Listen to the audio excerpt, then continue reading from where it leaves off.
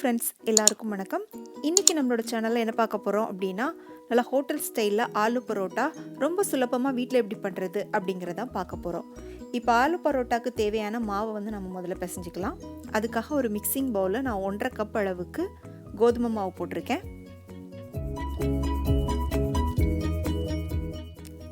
அடுத்ததாக ஒரு 1/2 டீஸ்பூன் மட்டும் ஓமம் போட்டுக்கலாம்.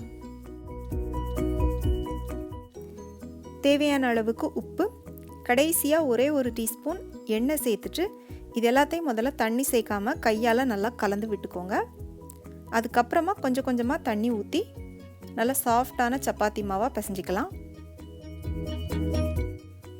தண்ணி வந்து நார்மலாக ரூம் டெம்பரேச்சரில் இருக்கிற தண்ணி தான் நான் ஊற்றிருக்கேன். கிட்டத்தட்ட 3/4 கப் அளவுக்கு தண்ணி ஊற்றி மாவு பிசைஞ்சிருக்கேன். பாருங்கள், மாவு வந்து நல்லா சாஃப்டாக பிசைஞ்சாச்சு. இப்போ இதுக்கு மேலே காயாமல் இருக்கணுங்கிறதுக்காக ஒரு டீஸ்பூன் எண்ணெய் விட்டு நல்லா சுற்றி தடவி வச்சுருக்கேன். இது வந்து ஒரு 10 நிமிஷம் அப்படியே இருக்கட்டும். இதில் 1 இன்ச் அளவுக்கு இஞ்சி, 3 பல் பூண்டு, 2 பச்சை மிளகாய் எடுத்து வச்சுருக்கேன். இப்போ இது எல்லாத்தையும் ஒரு மிக்சி ஜாருக்கு மாற்றிட்டு அரைச்சி எடுத்துக்கலாம். ரொம்ப மையாக அரைக்கணும் அப்படின்னு அவசியம் இல்லை. இந்த அளவுக்கு அரைச்சிங்கன்னா போதும். இப்போ இதை எடுத்து தனியாக வச்சுக்கோங்க. இதில் வந்து 4 மீடியம் சைஸ் உருளைக்கிழங்க வேக வச்சு தோல் உரித்து வச்சுருக்கேன். இப்போ இதை வந்து நம்ம மசிச்சுக்கலாம். நீங்கள் வந்து கையால் மசிக்கிறதா இருந்தாலும் மசிச்சுக்கலாம், இல்லைனா இந்த மாதிரி ஏதாவது ஒரு ஸ்மாஷர் மூலமாக மசிச்சுக்கிறதா இருந்தாலும் மசிச்சுக்கலாம். ரொம்ப மையாக பேஸ்ட் மாதிரி மசிக்க வேண்டாம், அப்புறம் வந்து ஒரு மாதிரி குழன்னு ஆகிடும். அதனால் சின்ன சின்ன உருளைக்கிழங்கு துண்டுகள் இருந்தாலும் பிரச்சனை இல்லை, பெரிய பெரிய உருளைக்கிழங்கு துண்டுகள் இல்லாமல் பார்த்துக்கோங்க. இப்போ இதோட வெங்காயம் சேர்த்துக்கலாம். வெங்காயம் ஒரு பெரிய வெங்காயத்தை நல்லா பொடியாக கட் பண்ணி போட்டுக்கோங்க. கூடவே நம்ம அரைச்சி வச்ச இஞ்சி, பூண்டு, பச்சை மிளகாய் விழுது இருக்கு இல்லையா, அதையும் சேர்த்துக்கலாம். இப்போ உருளைக்கிழங்குக்கு தேவையான அளவுக்கு உப்பு, ஒரு 3/4 டீஸ்பூன் அளவுக்கு சாட் மசாலா, 1 டீஸ்பூன் கரம் மசாலா, கொஞ்சமாக ஒரு கைப்பிடி அளவுக்கு பொடியாக கட் பண்ண மல்லித்தழை, ஒரு 1/4 டீஸ்பூன் மட்டும் லெமன் ஜூஸ் போட்டுக்கலாம். ரொம்ப போட வேணாம், இது வந்து ஆப்ஷனல், உங்களுக்கு புளிப்பு பிடிக்கும்னா போட்டுக்கோங்க. அப்புறமா இது வந்து ஒரு 1/4 டீஸ்பூன் அளவுக்கு சீரகத்தை பவுடர் பண்ணி போட்டுக்கலாம். போட்டுட்டு இதை வந்து கையால் நல்லா கலந்து விட்டுக்கோங்க. ஃபஸ்ட்டு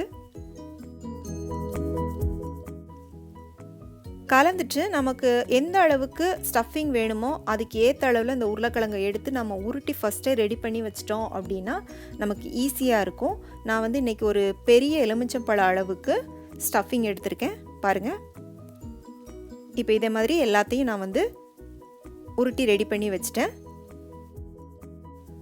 இப்போ நம்ம பிசைஞ்சு வச்ச சப்பாத்தி மாவையும் எடுத்து உருண்டையாக உருட்டி வச்சுக்கலாம். உங்கள் ஸ்டஃபிங்கோட சைஸ் வந்து எந்த அளவுக்கு இருக்கோ அதிலிருந்து கொஞ்சம் பெரிய சைஸாக சப்பாத்தி மாவை வந்து உருட்டி வச்சுக்கோங்க. இப்போ வந்து இது உள்ள நம்ம ஸ்டஃபிங்கை வச்சு தேய்ச்சிடலாம். அதுக்கு முன்னால் மாவு வந்து லைட்டாக இந்த மாதிரி ஃப்ளாட் ஆக்கிக்கோங்க. ஃப்ளாட் ஆக்கிட்டு இப்போ இதுக்குள்ளே வந்து நம்ம உருட்டி வச்ச உருளைக்கிழங்கு ஸ்டஃபிங்கை வந்து வச்சுக்கலாம். இந்த மாதிரி நடுவில் ஸ்டஃபிங்கை வச்சுக்கோங்க. வச்சுட்டு சுற்றி இருக்கிற மாவை உருளைக்கிழங்கு வெளியில் தெரியாத அளவுக்கு நல்லா கவர் பண்ணிக்கோங்க. கவர் பண்ணிவிட்டு டைட்டாக மூடிடுங்க. உருளைக்கிழங்கு வெளியில் தெரியவே கூடாது. பாருங்கள், இந்த மாதிரி ரெடி பண்ணிக்கோங்க.